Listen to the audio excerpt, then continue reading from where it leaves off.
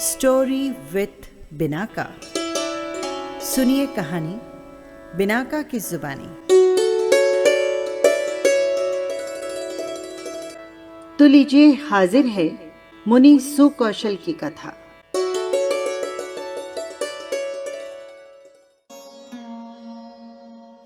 संवेग रंगशाला में संक्षिप्त आराधना के संबंध में सुकौशल मुनि की कथा कही गई है। आइए सुनते हैं। साकेत नगर में कीर्तिधर नाम का राजा राज्य करता था। उसके सहदेवी नाम की रानी और सुकौशल नाम का पुत्र था। एक दिन राजा को तीव्र वैराग्य उत्पन्न हुआ और सुकौशल का राज्याभिषेक कर स्वयं आचार्य श्री के पास जाकर उन्होंने संयम अंगीकार कर लिया। वहां से विहार कर मुनि अन्य ग्राम और नगरों में विचरने लगे। एक दिन कीर्तिधर मुनि विचरते हुए साकेत नगर में पधारे। रानी ने मुनि को भिक्षा के लिए नगर में भ्रमण करते हुए देखा तो वो मन में विचार करने लगी, कहीं ये मुनि मेरे पुत्र को भी दीक्षा न दे दें। ऐसा विचार कर रानी ने अपने सेवकों से कहे मुनि को नगर से बाहर निकलवा दिया। उसी समय धाई माता को रोते हुए देख सुकौशल ने पूछा, हे माता, आप इस प्रकार क्यों रो रही हो? धाई माता ने राजा को सर्व सत्य वृतांत बता दिया। धाई माता की बात सुन राजा सुकौशल वहां से निकलकर शीघ्र अपने पिता मुनि को वंदन करने के लिए चल दिए। जंगल में वो अपने पिता मुनि को खोजने लगे। अचानक एक वृक्ष के नीचे ध्यान में स्थित एक मुनि को देखकर उन्होंने तुरंत ही पहचान लिया कि ये अवश्य ही मेरे पिता मुनि हैं, और भावपूर्वक उनके चरणों में गिरकर उन्हें वंदन किया और बोले, हे भगवान, क्या अपने प्रिय पुत्र को इस तरह अग्नि से जलते हुए घर में छोड़कर पिता को दीक्षा लेना योग्य है? हे प्रभु, अभी भी आप मुझे दीक्षा रूपी हाथ का अवलंबन देकर बचा लीजिए। मुनि ने जब देखा कि पुत्र को तीव्र वैराग्य भाव उत्पन्न हुए हैं तो उन्होंने उसे दीक्षा प्रदान कर दी। उधर जब रानी को अपने पुत्र की दीक्षा का समाचार मिला, जिसे सुनकर उसे अत्यंत दुख और क्रोध उत्पन्न हुआ और क्रोधवश वो महल से गिरकर मर गई। रानी वहां से मरकर मोलिंग नामक पर्वत पर शेरनी के रूप में उत्पन्न हुई। इधर मुनि भी विचरण करते करते मोलिंग पर्वत पर जा पहुंचे। वहां मुनि ने 4 महीने ध्यान साधना की। तत्पश्चात शरत काल में जब विहार करने लगे तब मुनि को देखकर पूर्व वैर से क्रोधित बनी शेरनी ने उस पर छलांग लगा दी। मुनि को लगा शेरनी को अवश्य ही कोई पिछले जन्म का उपसर्ग उपस्थित हुआ है।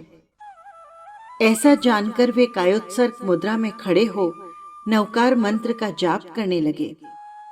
शेरनी ने मुनि को पृथ्वी पर गिराकर उनका भक्षण करना प्रारंभ किया। उस समय मुनि उस पीड़ा को समता से सहन करते हुए यह चिंतन करने लगे, इस संसार में दुख तो पग पग पर है, परंतु जैन धर्म मिलना कितना दुर्लभ है। ये धर्म मुझे पुण्योदय से प्राप्त हुआ है, इसीलिए मेरा जन्म भी सफल है। लेकिन बस एक ही चिंता है कि मैं शेरनी के कर्म बंधन में निमित्त बना हूं। मुझे मेरी आत्मा का शोक नहीं है, बल्कि दुख समुद्र में पड़ी इस शेरनी का शोक है। इसीलिए जिन महापुरुषों ने मोक्ष को प्राप्त कर लिया है उनको मैं भाव से नमन करता हूं। ऐसा चिंतन मनन करते हुए सर्व कर्म मल को धोकर धर्म ध्यान से शुक्ल ध्यान को उत्तरोत्तर बढ़ते हुए अंतःकृत केवली हो सुकौशल राजर्षि ने सिद्ध गति को प्राप्त किया। लेकिन शेरनी का क्रोध शांत नहीं हुआ।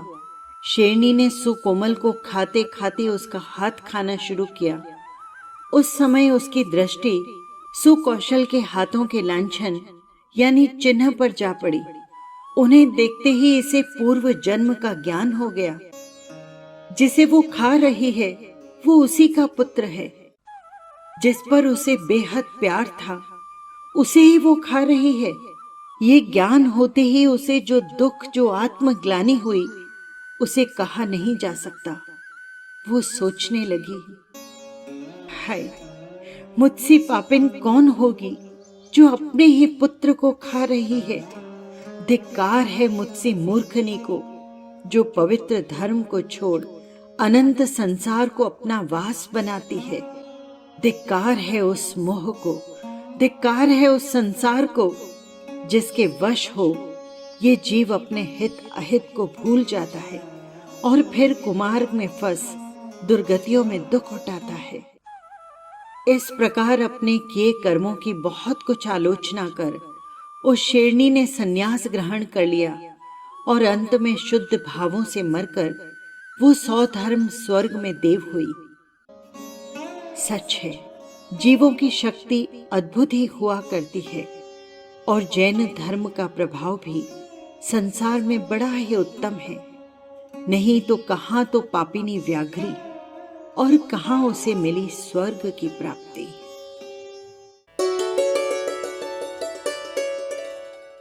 बस यही थी कहानी। आपको कैसी लगी कमेंट बॉक्स में जरूर लिखिएगा।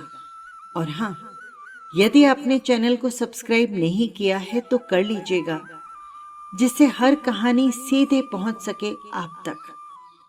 फिर मिलेंगे किसी नई कहानी के साथ। जय जिनेंद्र।